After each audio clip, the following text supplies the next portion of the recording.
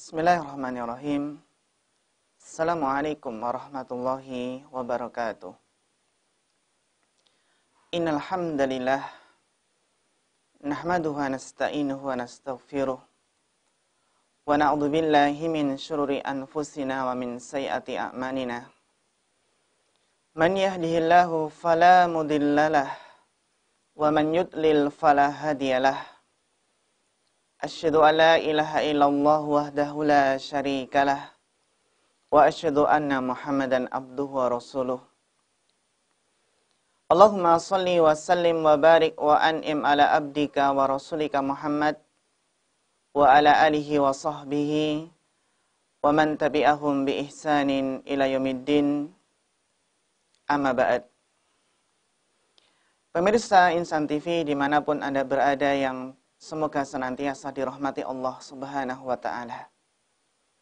Alhamdulillah, tidak lupa marilah kita senantiasa memanjatkan puja puji syukur kita kehadirat Allah Subhanahu wa ta'ala. Allah lah dengan segala kenikmatan yang telah Allah berikan yang begitu melimpah kepada kita semua, maka hendaklah kita syukuri dengan senantiasa memuji Allah Subhanahu wa ta'ala. Maka setiap insan yang senantiasa meningkatkan rasa syukurnya kepada Allah Subhanahu wa ta'ala, niscaya hidupnya akan semakin bahagia.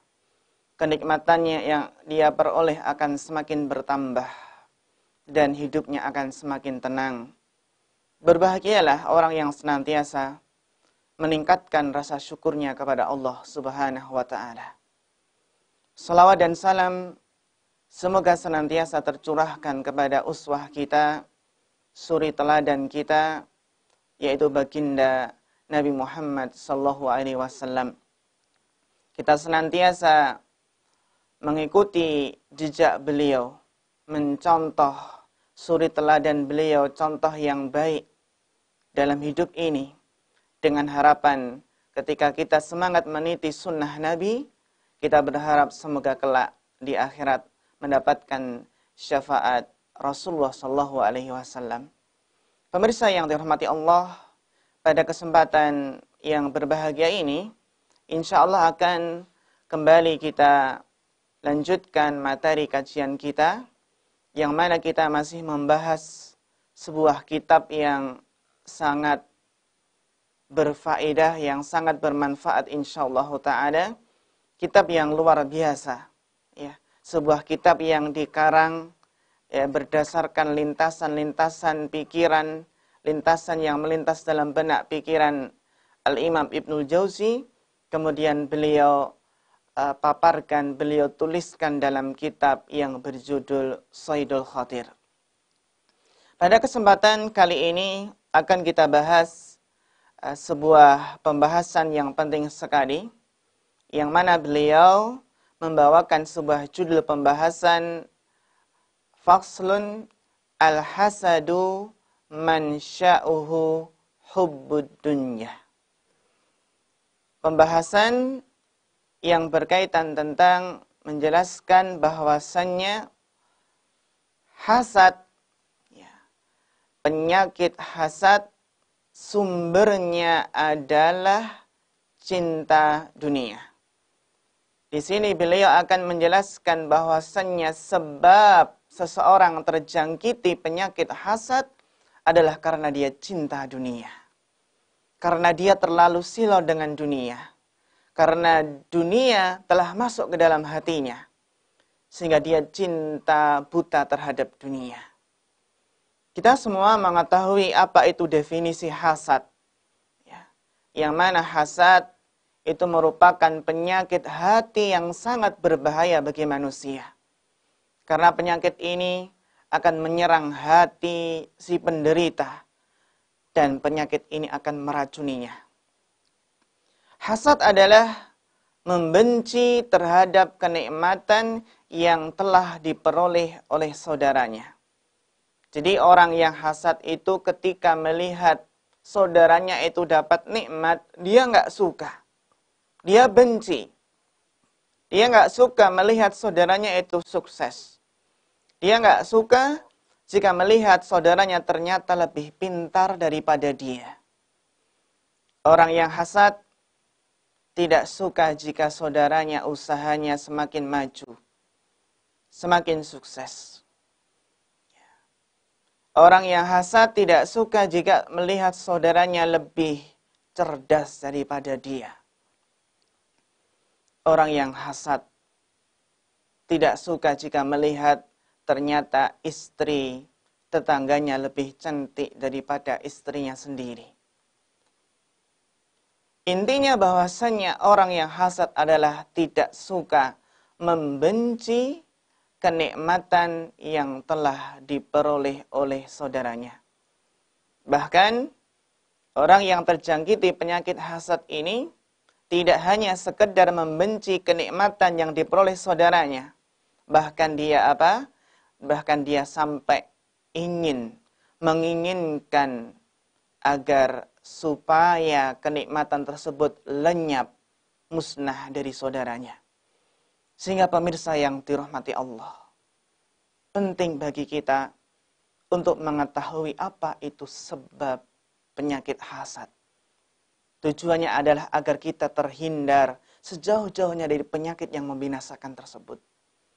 Nah, di sini Al-Imam Ibnu Jauzi menjelaskan bahwasannya sumber sebab penyakit hasad adalah karena hubbud dunya. Cinta yang berlebihan terhadap dunia. Beliau mengatakan, Al-Imam Ibnu Jauzi rahimahullah mengatakan, ta'ammaltu tahasuda bainal ulama. Saya merenungi at-tahasud, rasa dengki dan iri hati di antara para ahli ilmu. Di sini beliau merenungi ternyata yang namanya hasad itu tidak hanya menimpa orang awam saja. Akan tetapi penyakit hasad juga menimpa orang yang dikatakan sebagai ahli ilmu. Di sini beliau mengatakan, saya merenungi bagaimana terjadinya penyakit saling hasad antara ahli ilmu. Fara'aitu man sya'ahu min hubbid dunya. Kata beliau, ternyata rasa dengki dan iri hati antara ahli ilmu itu sebabnya adalah karena cinta dunia. Kita lihat bagaimana ahli ilmu pun itu bisa mencintai dunia secara berlebihan.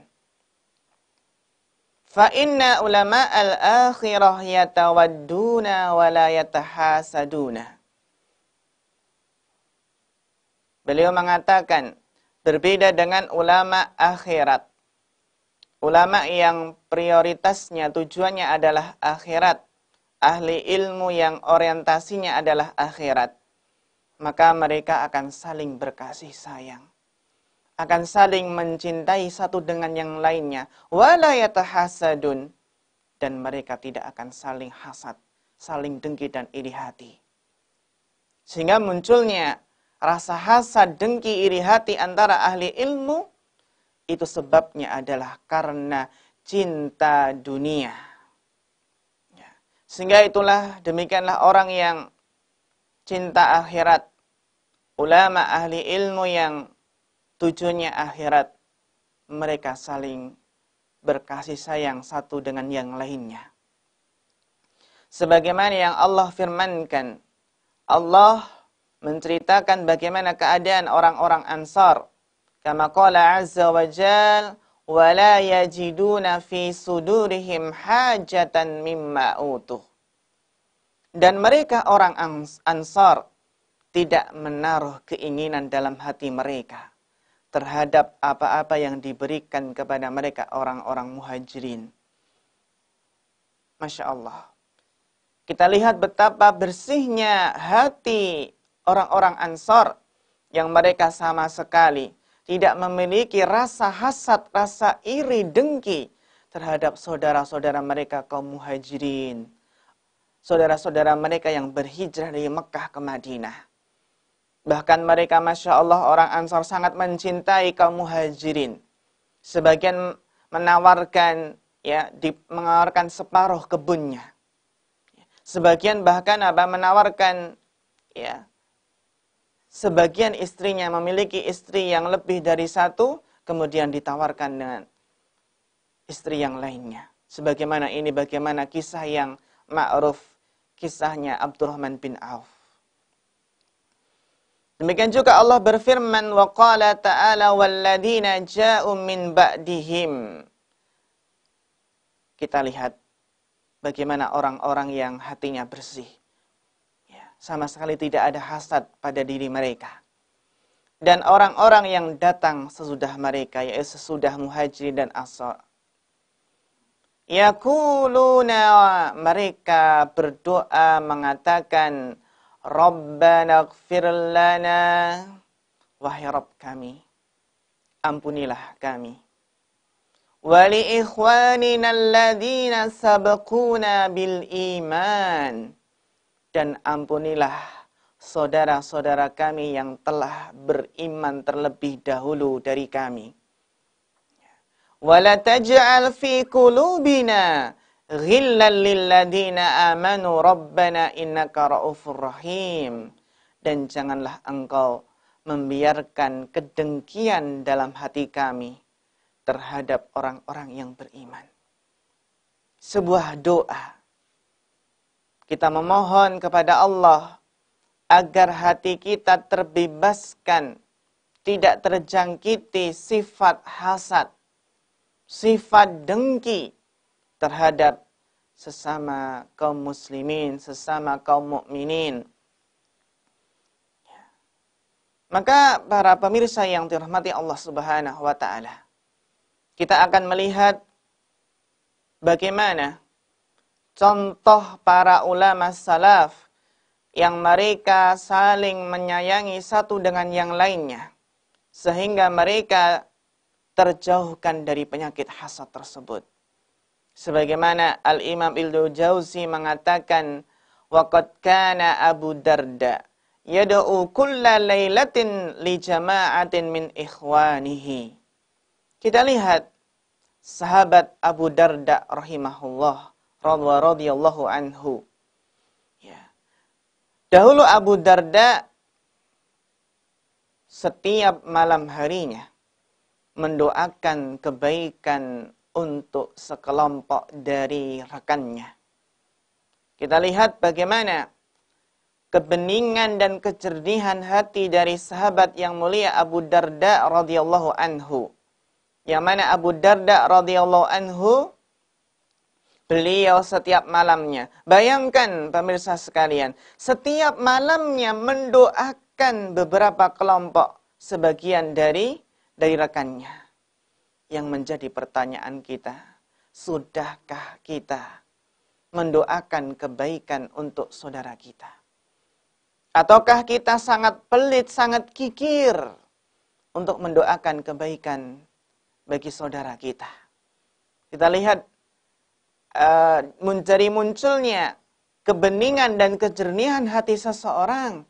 Inilah yang akan membangkitkan, akan mendorong seseorang mendoakan kebaikan untuk saudaranya sesama muslim.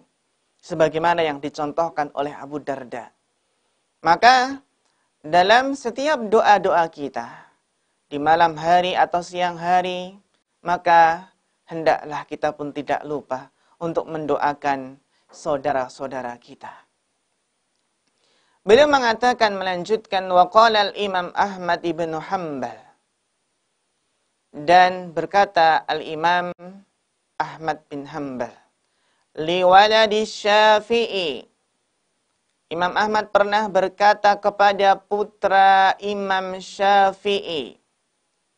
Beliau mengatakan, abuka minas sittah. Ayahmu, wahai putra Syafi'i, ayahmu adalah termasuk 6 orang. Alladzina ad'u lahum kulla lailatin waqtas sahar. Ayahmu adalah termasuk 6 orang yang aku doakan kebaikan untuk mereka setiap malamnya pada waktu sahur. Masya Allah. Kita lihat bagaimana Al-Imam Ahmad bin Hanbal rahimahullah. Beliau ternyata senantiasa mendoakan, ya, mendoakan di antara 6 orang yang beliau doakan adalah Imam Syafi'i rahimahullah. Beliau mendoakan Imam Syafi'i rahimahullah di setiap waktu sahurnya. Waktu sahur, waktu yang mana Allah Ta'ala turun ke langit dunia. Allah Ta'ala turun ke langit dunia dan akan mengijabahi setiap doa yang dipanjatkan oleh hambanya. Kita lihat bagaimana Imam Ahmad mendoakan Imam Syafi'i. Ini adalah muncul dari hati yang jernih. Hati yang bersih dari sifat hasad. Kemudian beliau Al-Imam Ibnu Jauzi mengatakan, wal amrul fariqu bainal fi'ataini. Jadi inti perkaranya, yang membedakan antara kedua golongan, yaitu yang membedakan antara ulama dunia dan ulama akhirat, kata beliau, anna ulama ad-dunya yanduruna ila riyasati fiha. Kata beliau bahwasannya ulama dunia, ya, itu apa? Menginginkan kekuasaan duniawi. Ada rasa ingin untuk menguasai dunia.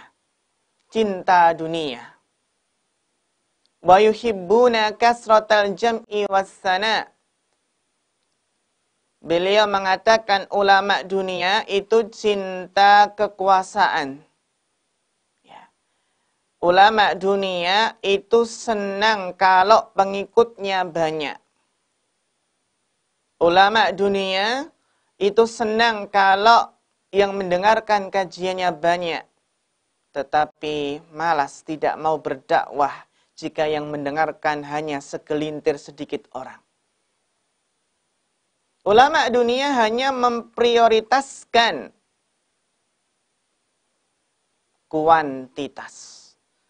Memprioritaskan jumlah. Semangat jika mad'unya yang mendengarkan ceramahnya banyak. Tapi malas. Tidak bergairah jika yang mendengarkannya hanya segelintir orang saja. Sehingga ulama dunia itu cinta dunia, cinta menyukai kalau pengikutnya banyak. Wa yuhibbunas sana. Dan mereka juga mencintai pujian manusia. Cinta kekuasaan, cinta harta, dan cinta pujian. Berbeda dengan ulama akhirat, kata beliau.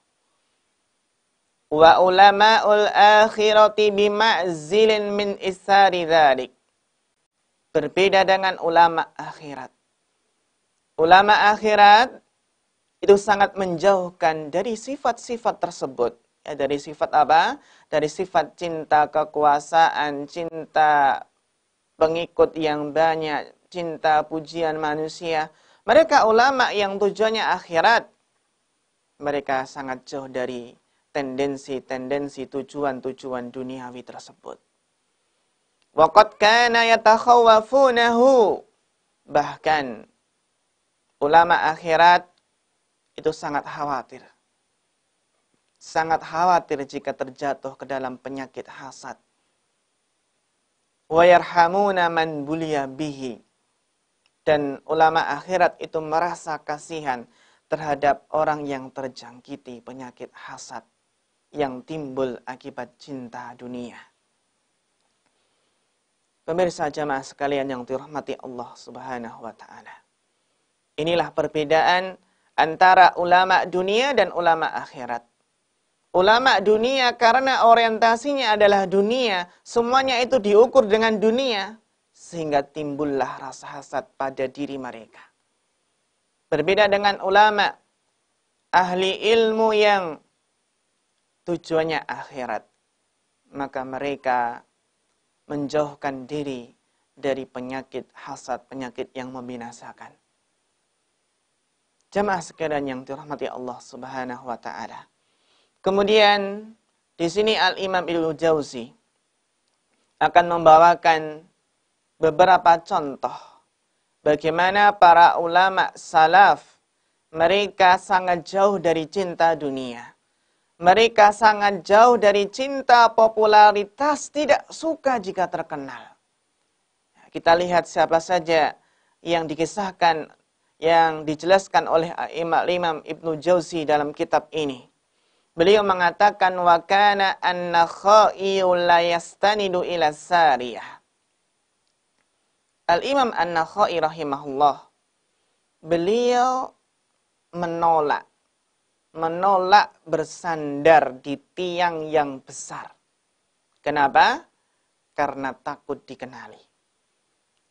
Kita lihat bagaimana Al-Imam An-Nakhai, beliau sangat tidak suka dengan popularitas. Tidak suka dengan terkenal. Sehingga beliau nggak mau untuk bersandar di tiang yang besar. Yang mungkin tiang tersebut biasa digunakan oleh orang-orang yang pengikutnya sudah banyak. Ya.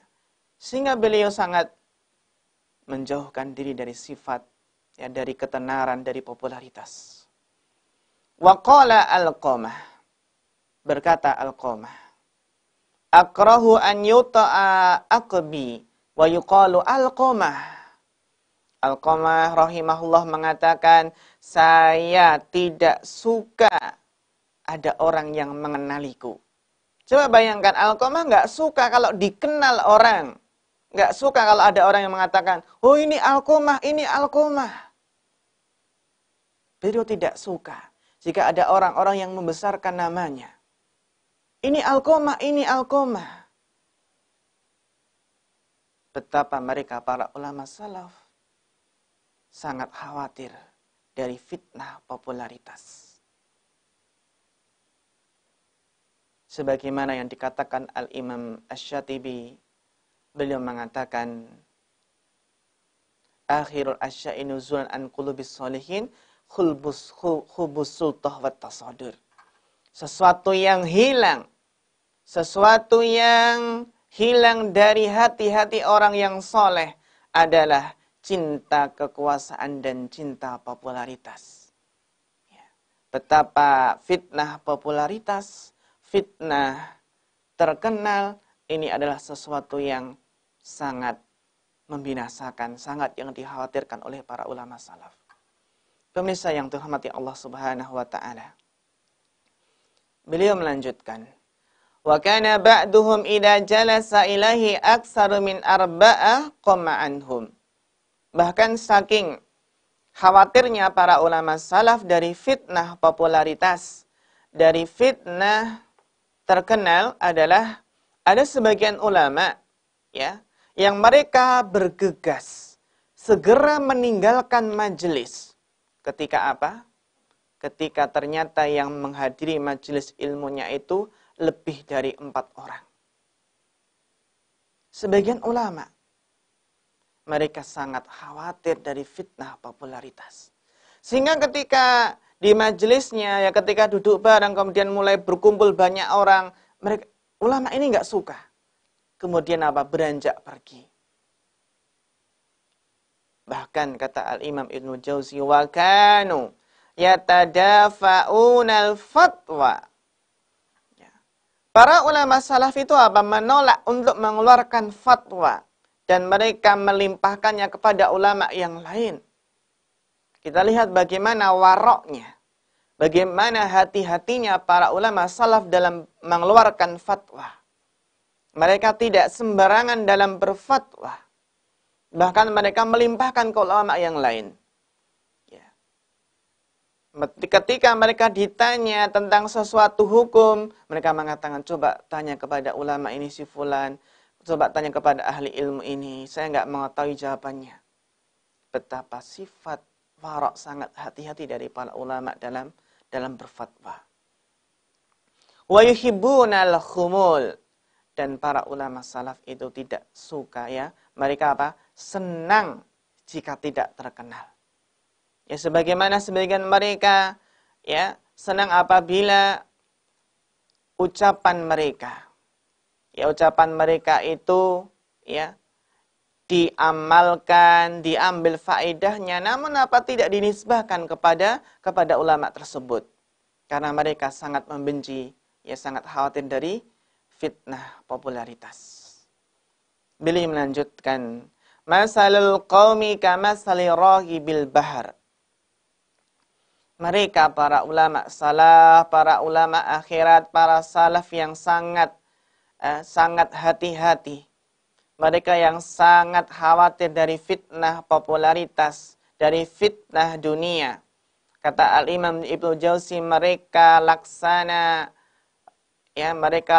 orang yang diterjang ombak, ya. Diterjang ombak naik kapal, diterjang ombak di lautan, ya. Mereka semua mengabaikan semua rayuan. Jadi kalau seseorang itu kita lihat ketika naik kapal terus diterjang ombak, maka apa? Maka nggak sempat dengan yang namanya rayuan-rayuan. Fa indahu syughlun illa an yuqina bin najah. Mereka apa? Sibuk. Mereka sibuk sehingga apa? Hingga benar-benar mereka yakin bisa selamat dari gelombang, dari ombak tersebut. Pemirsa yang dirahmati Allah. Demikian pula kita.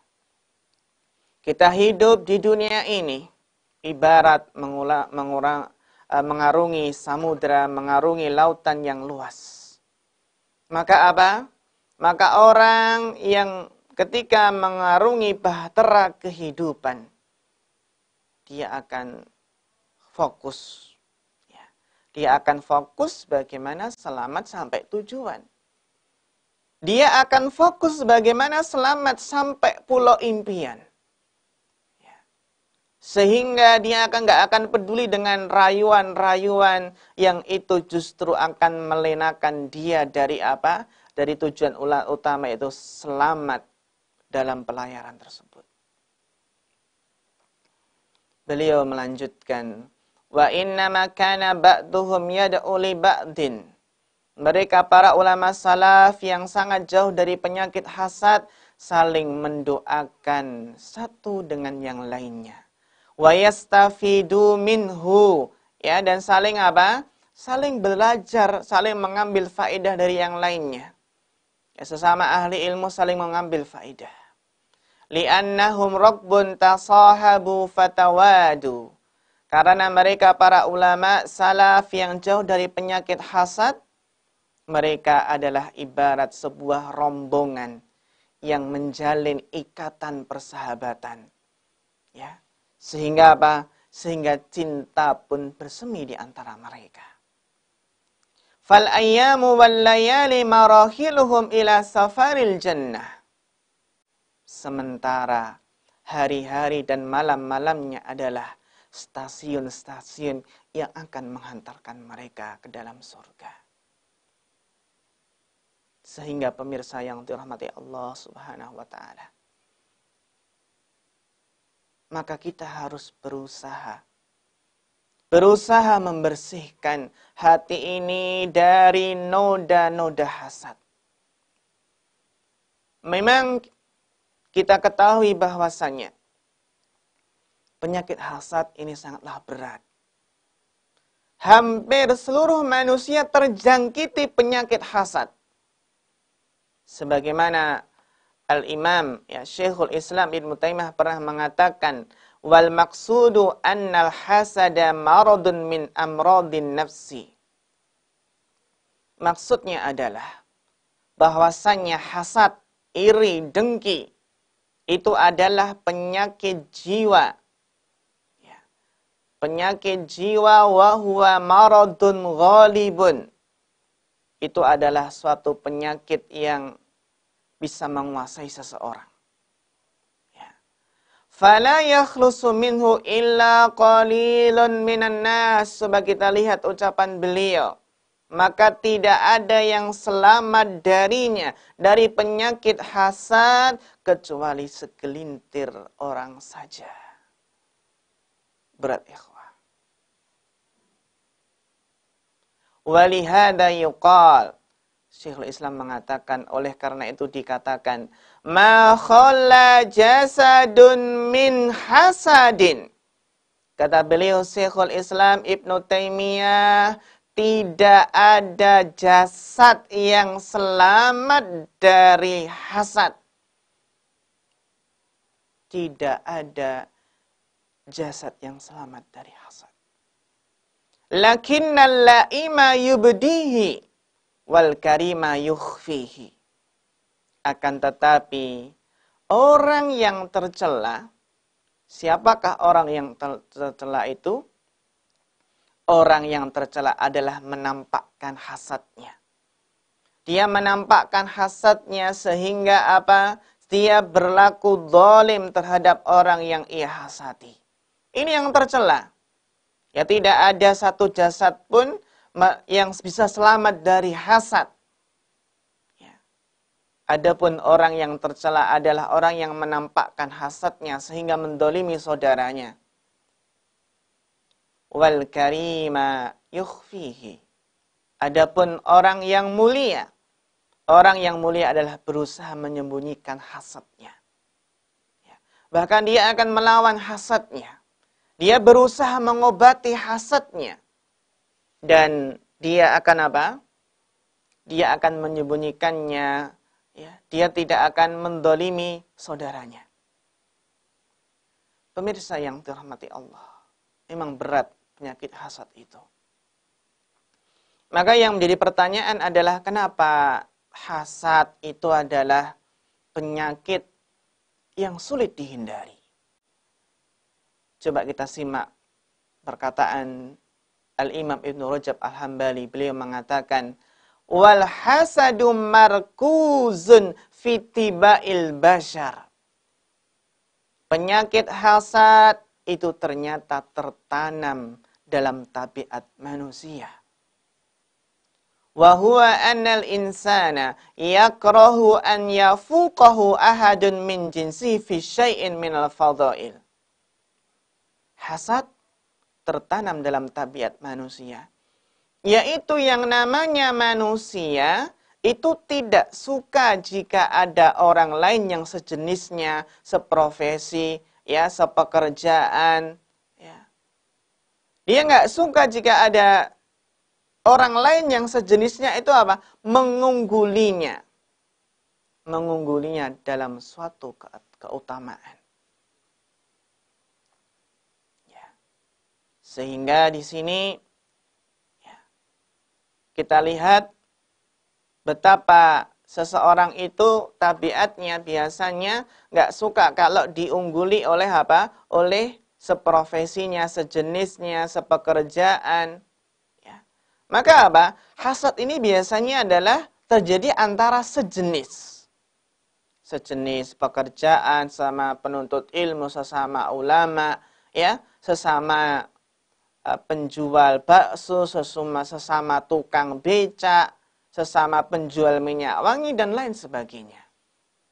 Sehingga sebab timbulnya hasad ini adalah karena cinta dunia, cinta harta, cinta kedudukan, jabatan, maupun pujian manusia. Ya. Pemirsa yang dirahmati Allah Subhanahu wa Ta'ala, hasad sebabnya adalah karena cinta dunia. Dunia memang sempit, ya, sehingga sering menyempitkan mereka yang memburu dan mengejarnya. Sehingga tak jarang, ya, mereka yang cinta buta terhadap dunia, mereka terjatuh ke dalam lembah hasad. Karena tabiat kekayaan dunia tidak akan bisa dimiliki kecuali ia berpindah dari satu tangan ke tangan yang lainnya. Ya. Berbeda dengan akhirat, ya. Berbeda dengan akhirat yang sangat luas, akhirat yang tak berujung, seperti lautan yang tak bertepi. Karena luasnya akhirat, sehingga tidak menyempitkan orang-orang yang memburu dan mengejarnya. Sebagaimana kita lihat, tidak ada orang yang berjejal, berdesak-desakan untuk melihat keindahan langit di malam hari. Karena langit yang luas, ya, setiap mata bisa memandangnya. Maka pemirsa yang dirahmati Allah Subhanahu wa taala, yang menjadi renungan kita semua adalah bahwasannya jika tujuan seseorang adalah akhirat, maka hatinya akan bersih dari hasad. Hatinya akan tenang, akan jernih seperti air yang memancar dari mata air, ya, mata air pegunungan. Hati tersebut bagaikan lembut, bagaikan sutra, maka tidak ada hasad pada hati tersebut. Sehingga akan tetapi hati seseorang yang cinta dunia ini akan akan sangat rawan terjangkiti penyakit hasad. Akan mudah akan mudah keruh. Ya. Sehingga bagi setiap orang yang memiliki rasa kasihan terhadap hatinya, maka hendaklah ia berusaha bagaimana menjauhi sikap cinta yang berlebihan terhadap dunia. Dengan senantiasa menumbuhkan cinta akhirat, sehingga dia bisa mengikis rasa hasad dari hatinya. Ya. Pemirsa yang dirahmati Allah Subhanahu wa taala. Ini ya, jadi sebab dari hasad ini karena cinta dunia, dan munculnya adalah karena apa? Di antara orang-orang yang setara dan salah seorang di antara mereka melebihi yang lainnya, bisa mengungguli saudaranya. Sehingga kita lihat, ya, contohnya sebagai contoh, penjual minyak wangi itu ya hasadnya sesama penjual minyak wangi yang lain. Terlebih lagi kalau penjual minyak wangi tersebut juga berjualan di areal yang sama. Ya. Sehingga penjual minyak wangi tidak hasad kepada mereka, ya, penjual bubur ayam atau penjual yang lainnya, meskipun penjual bubur ayam tersebut hasilnya lebih banyak daripada penjual minyak wangi tersebut. Ya. Demikian pula bisa kita lihat, ya, dokter hasadnya juga ke dokter yang lainnya. Ketika melihat melihat ternyata dokter yang lain itu kok pasiennya lebih banyak. Demikian pula tukang becak, hasadnya juga ke tukang becak yang lainnya. Ya. Ketika kok ternyata lebih laris, lebih banyak yang naik becaknya. Dia nggak hasad ke tukang sopir taksi contohnya. Karena beda profesi. Beda pekerjaan, nggak sejenis.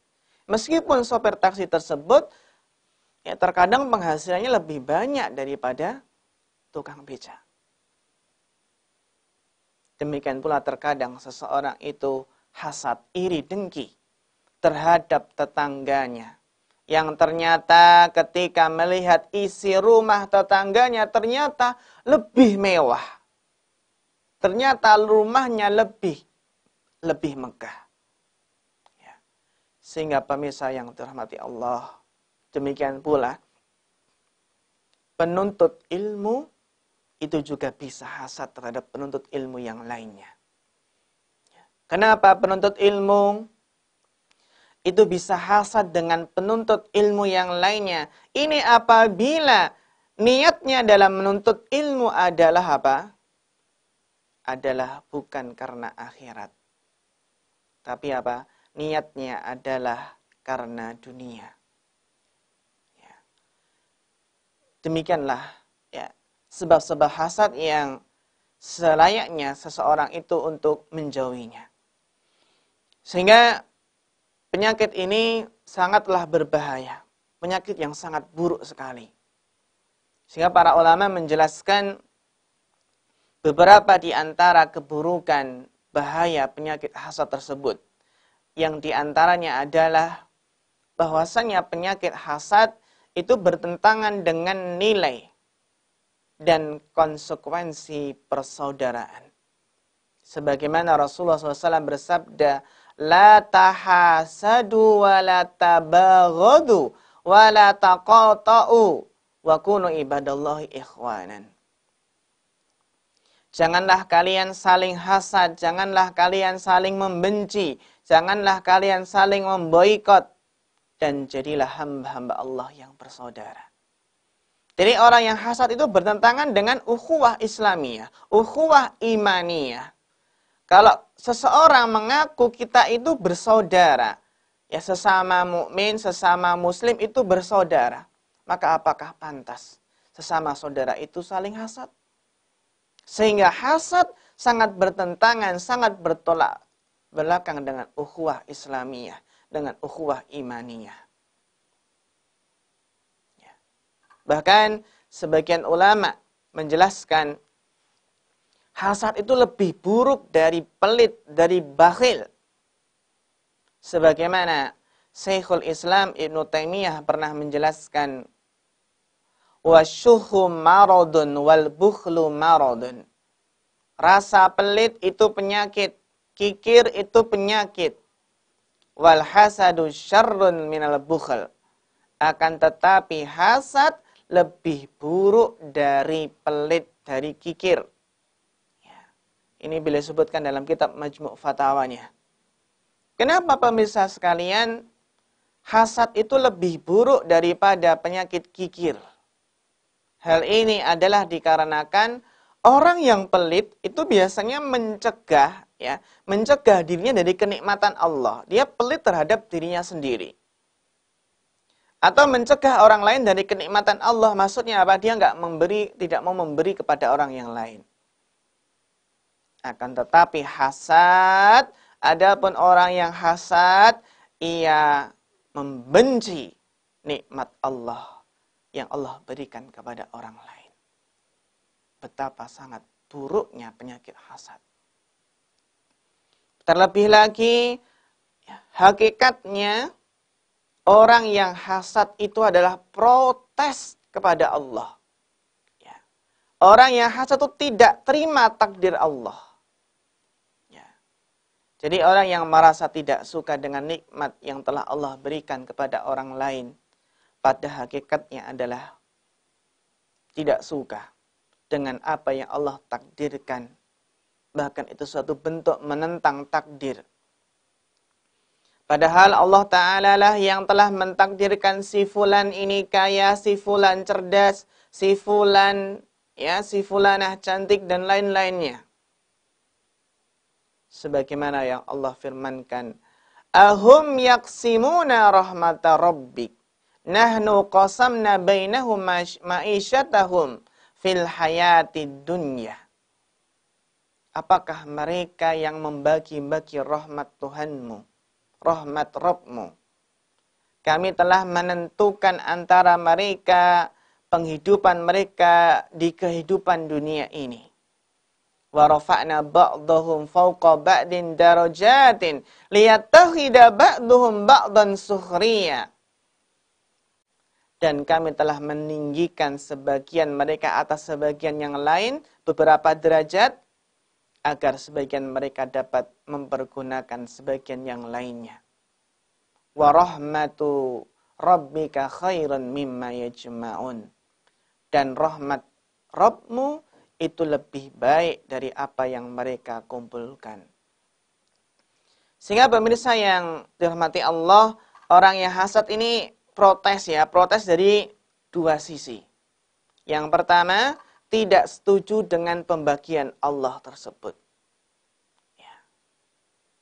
Demikian pula tidak setuju kalau si fulan mendapatkan kenikmatan dan dia merasa bahwa dialah yang pantas, yang lebih berhak untuk meraih kenikmatan tersebut.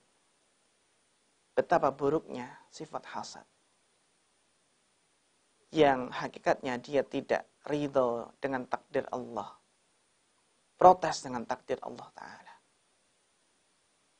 Pemirsa yang dirahmati Allah Subhanahu wa Ta'ala. Terlebih lagi kalau kita lihat, ternyata orang yang memiliki sifat hasad, itu hakikatnya adalah apa? Bertasyabuh. Itu hakikatnya meniru siapa? Meniru iblis. Dan meniru orang Yahudi. Kita lihat bagaimana iblis terlaknat. Iblis dijauhkan dari rahmat Allah. Dikarenakan iblis itu hasad kepada Nabi Adam. Demikian juga Yahudi, kenapa? Kafir, kenapa? Ingkar. Karena dia hasad. Karena mereka hasad, tidak suka kalau Nabi Muhammad diutus, ternyata Nabi akhir zaman diutus dari apa? Dari bangsa Arab. Ya. Pemirsa yang dirahmati Allah Subhanahu wa taala. Demikian pula ya, sehingga bisa kita simpulkan di sini hasad adalah penyebab dosa pertama kali di langit dan di bumi. Apa? Hasad adalah penyebab dosa pertama kali di langit dan di bumi. Iblis kafir kepada Allah karena hasad kepada Adam. Demikian pula si Qabil ini membunuh Habil. Itu pun karena hasad ya kepada Habil. Ini betapa buruknya ya iblis hasad kepada siapa? Adam, dan Qabil hasad kepada si Habil. Bahkan yang sangat berbahaya pula dari penyakit hasad tersebut adalah ternyata penyakit hasad itu bisa melahap kebaikan seseorang. Sebagaimana api melahap kayu bakar. Ya. Sebagaimana apa? Kayu bakar yang kering itu dimakan api. Kenapa demikian? Karena biasanya orang yang hasad itu dia akan melanggar hak-hak orang lain yang tidak ia sukai, ya, yang ia hasati. Mungkin dia akan menyebut kejelekan-kejelekannya, berusaha agar orang lain pun juga membencinya. Bahkan apa? Merendahkan martabatnya. Ini adalah semua dosa-dosa yang bisa melahap kebaikan-kebaikannya. Ya, ini apa? Hasad berakibat mendolimi saudara yang ia hasati. Demikian pula jemaah sekalian, ternyata penyakit hasad ini bisa menjadikan seseorang sengsara dalam hidupnya. Orang yang paling hasad adalah orang yang paling sengsara. Kenapa demikian? Karena orang yang hasad itu setiap kali menyaksikan kok saudaranya mendapatkan tambahan nikmat dari Allah, maka dadanya terasa sesak, dadanya terasa sempit. Dia susah kalau setiap apa? Melihat temannya mendapatkan tambahan nikmat dari Allah Subhanahu wa taala. Dia akan selalu mengawasi saudara yang ia hasati tersebut. Dia awasi dapat nikmat enggak? Setiap Allah melimpahkan nikmat kepada orang lain, kepada saudara tersebut, dia akan bersedih. Dia akan berduka. Maka alangkah sengsaranya orang yang memiliki sifat hasad dalam hatinya. Bahkan pada hakikatnya, jika seseorang merenungi, ternyata hasad itu adalah juga suatu bentuk meremehkan nikmat Allah yang telah ia peroleh.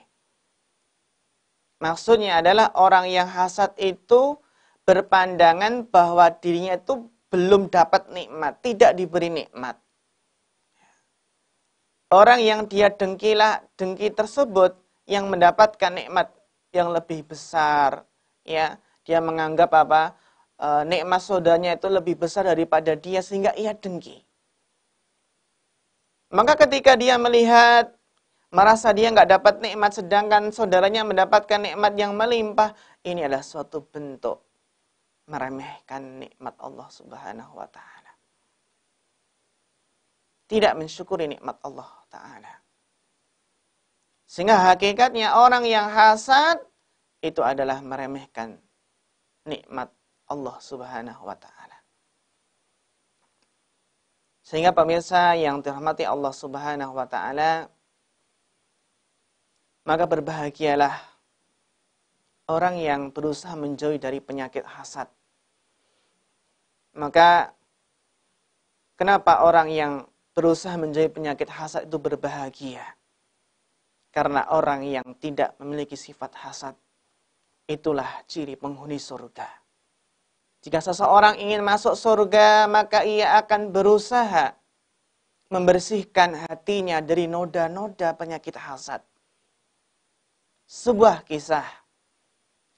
kisah yang mudah-mudahan memotivasi kita semua untuk senantiasa mengintrospeksi, mengawasi hati kita, apakah hati kita itu ada hasadnya atau tidak.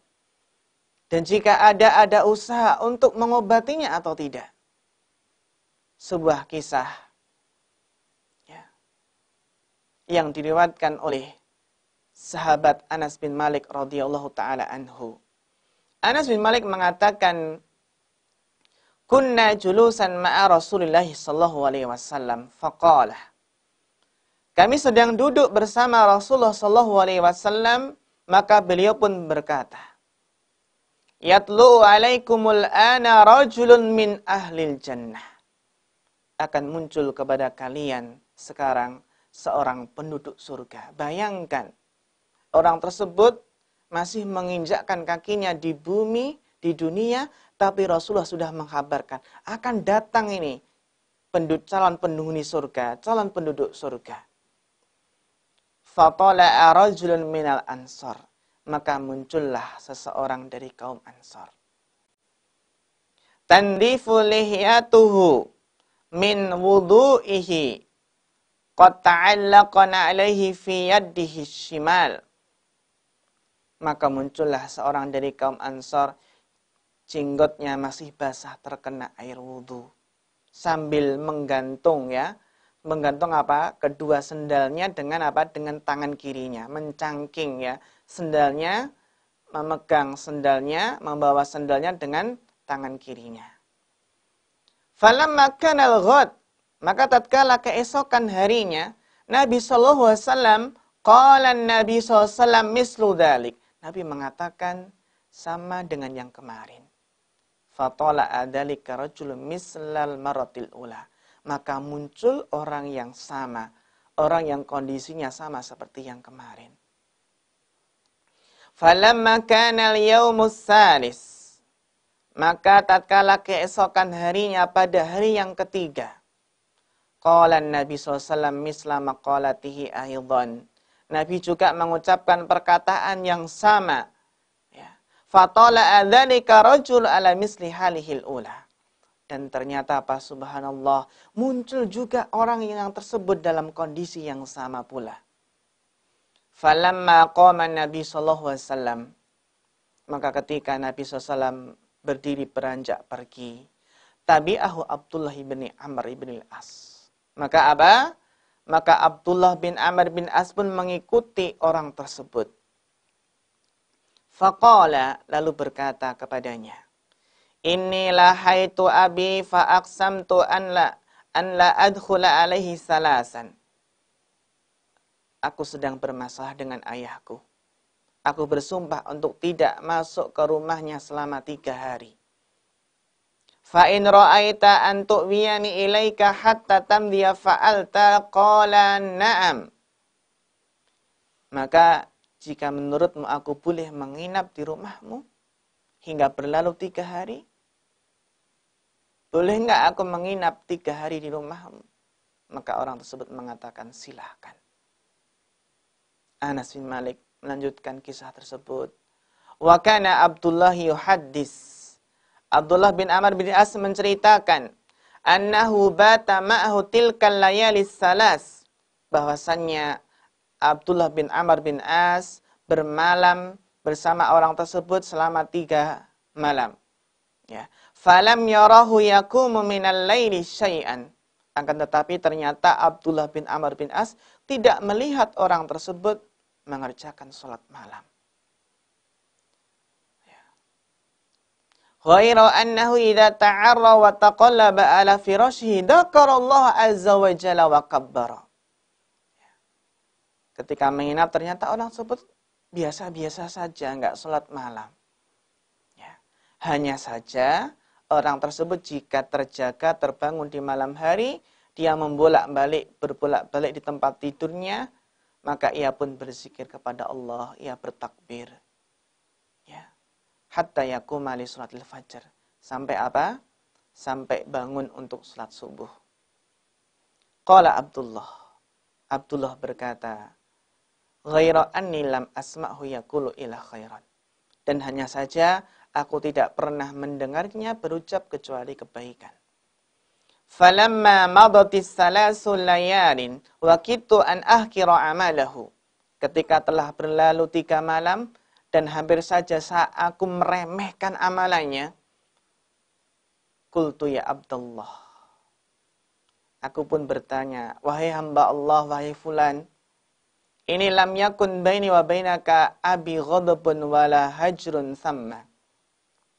Sesungguhnya tidak ada permasalahan antara aku dan ayahku. Apalagi nggak ada baikot. Walakinni sami'tu Rasulullah SAW yaqulu laka salasa mirar. Akan tetapi saya mendengar Rasulullah SAW bersabda tentangmu sebanyak 3 kali. Yatlu alaikumul ana rajulun min ahlil jannah. Akan muncul sekarang kepada kalian seorang penduduk surga. Fatala'ta anta salasa mirar. Ya. Lantas engkau pun muncul 3 kali. Fa'aradtu an awiya ilaika li'andura ma'amaluka.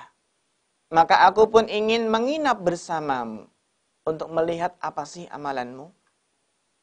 Fa'aqtadiya bihi, agar aku bisa mencontohnya. Falam ara ta'malu katsira amalin. Akan tetapi aku tidak melihatmu banyak beramal. Famal ladzi balagha bika maqala Rasulullah sallam? Maka apakah yang telah menyampaikan engkau sebagaimana yang Nabi sallallahu alaihi wasallam sabdakan? Faqala, maka orang tersebut mengatakan, ma huwa illa ma ra'aita. Ya, orang tersebut berkata, tidak ada kecuali amalanku yang engkau lihat. Qala falamma walaitu da'ani. Abdullah bin Amr mengatakan, tatkala aku ingin beranjak pergi, orang tersebut memanggilku dan berkata, faqala ma huwa ila ma ra'aita. Memang amalanku hanyalah yang engkau lihat. Ya. Ghaira anni la ajidu fi nafsi li ahadin minal muslimina ghishan. Hanya saja aku tidak menemukan perasaan dengki, perasaan jengkel dalam hatiku kepada seorang muslim pun. Ya. Wala ahsudu ahadan ala ahadin ala khairin a'tahullahu iyahu. Aku tidak pernah jengkel, tidak pernah dengki. Ya. Dan aku tidak pernah hasad kepada seorang pun atas kebaikan yang Allah berikan kepadanya. Masya Allah. Betapa hati yang bersih. Dia nggak pernah ada perasaan dengki, perasaan jengkel, perasaan hasad kepada sesama muslim. Ya. Faqala Abdullah, maka Abdullah bin Amr bin As mengatakan, hadihillati balaghat bika. Inilah amalan yang mengantarkan engkau menjadi penduduk surga. Wahyallati la nutik. Dan inilah yang tidak kami mampu. Hadis riwayat Ahmad dengan sanad yang sahih. Sebuah kisah yang menjelaskan bahwasanya betapa besarnya amalan hati. Tidak memiliki rasa dengki, hasad kepada sesama muslim, itulah yang menghantarkan seseorang untuk menuju jannah, menuju surga Allah Subhanahu wa taala. Jadi ini betapa tingginya, besarnya nilai amalan hati di sisi Allah, ya. Sebagaimana sahabat tersebut dinyatakan oleh Rasulullah sebagai penduduk surga sebanyak 3 kali selama 3 hari berturut-turut. Ya. Sebabnya apa? Ya. Kita lihat, ya. Karena ia tidak mungkin memiliki amalan yang tidak sholat, mungkin tidak banyak sholat malamnya, amal dohirnya itu sedikit. Ya, mungkin sahabat itu tidak rajin puasa, tidak rajin sholat malam, akan tetapi yang menjadikan dia mulia adalah amalan hatinya. Sehingga Syekhul Islam Ibnu Taimiyah mengatakan perkataan Abdullah bin Amr bin As kepada orang tersebut, ya, inilah yang telah engkau capai yang tidak kami mampu. Ini memberikan isyarat akan bersih dan selamat hatinya dari segala bentuk dan model hasad. Pemirsa sekalian yang semoga dirahmati Allah Subhanahu wa taala. Sehingga di sini intinya adalah kita terus perlu belajar bagaimana menjauhi penyakit hasad. Dan jika terjangkiti, maka kita pun harus berusaha untuk mengobatinya. Maka para ulama pun menyebutkan beberapa obat dari penyakit hasad. Yang intinya obatnya adalah kembali kepada ilmu yang bermanfaat. Ya, untuk mengobati hasad itu perlu pengetahuan tentang hakikat hasad, bahaya hasad, ya, bagaimana cara mengobatinya. Di antaranya adalah mengetahui bahwa hasad itu berbahaya bagi si penderita. Berbahaya bagi agamanya maupun dunianya. Di dunia hatinya selalu menderita. Hatinya tersayat-sayat. Ya. Boleh jadi ia mati karena hasadnya. Ya. Bagaimana tidak? Karena dia membenci orang lain ketika mendapatkan kenikmatan dan mengharap nikmat tersebut musnah dari saudaranya. Orang yang hasad, ya, itu akan merugi dunia akhiratnya. Di akhirat, dia akan mendapatkan azab Allah Subhanahu wa taala. Ya, jika hasadnya tersebut apa? Menyebabkan dia berlaku zalim kepada temannya sesama muslim. Adapun obat yang kedua adalah amal perbuatan. Setelah ilmu, amal soleh. Amal perbuatan, ya, yang sangat ampuh, yang sangat manjur untuk mengobati hasad adalah apa? Melakukan perbuatan yang berlawanan dengan perbuatan yang ditimbulkan oleh hasad. Ya, apa? Melakukan perbuatan yang berlawanan dengan perbuatan yang ditimbulkan oleh hasad. Contohnya gara-gara hasad, seseorang ingin mencela dan meremehkan orang yang ia hasati. Jika seperti ini maka apa? Hendaklah ia melakukan hal yang berbeda. Hendaklah ia memuji orang yang ia hasati tersebut. Ya. Demikian pula kemudian jika hasad itu membuat dia sombong kepada orang yang ia hasati, maka apa? Hendaklah ia berusaha bertawadhu kepada saudaranya tersebut. Jika hasad itu menjauhkan seseorang untuk berbuat baik kepada saudaranya yang ia hasati, maka apa? Ia lawan. Ia justru berusaha berbuat baik kepada saudaranya, memberikan hadiah kepada orang yang ia hasati. Jadi ia lakukan hal yang sebaliknya. Dia berbuat baik, memberikan hadiah. Ya. Dengan seperti ini, insya Allah hasad ini akan apa? Akan lenyap. Hati ini akan kembali normal. Jadi kita lihat akibat hasad yang timbul ini akibatnya apa? Ya. Dan kita lakukan hal yang berlawanan dari akibat hasad tersebut. Dan yang terakhir untuk mengobati penyakit hasad ini adalah banyak mendoakan orang lain yang mendapatkan nikmat. Ya. Kita mendoakan orang saudara kita yang mungkin kita hasati. Kita doakan di pertengahan malam, ya di sepertiga malam yang akhir, tanpa ia ketahui. Karena kata Rasulullah SAW, da'watul mar'il muslimi li akhihi bidhahril ghaibi mustajabah. Doa seorang muslim kepada saudaranya ketika saudaranya tidak mengetahuinya adalah mustajab, adalah terkabulkan. Ya. Maka hadis sahih riwayat Imam Muslim Maka pemirsa sekalian yang dirahmati Allah, inilah bahaya hasad yang ditimbulkan oleh cinta dunia yang berlebihan. Tapi di sana ada hal yang penting yang perlu kita perhatikan. Ada hasad yang diperbolehkan, yang para ulama menamakannya dengan istilah ghibthah. Sebagaimana sabda Nabi SAW, la hasada ila fisnataini. Tidak ada hasad kecuali kepada dua orang. Ya, rajulun atallahu malan fasallatahu ala halakatihi fil haq. Yang pertama adalah orang yang Allah berikan harta kekayaan, lalu ia habiskan, ia nafkahkan di jalan yang benar. Wa rajulun atahallahu hikmatan fahuwa yakdi biha wa yu'allimuha.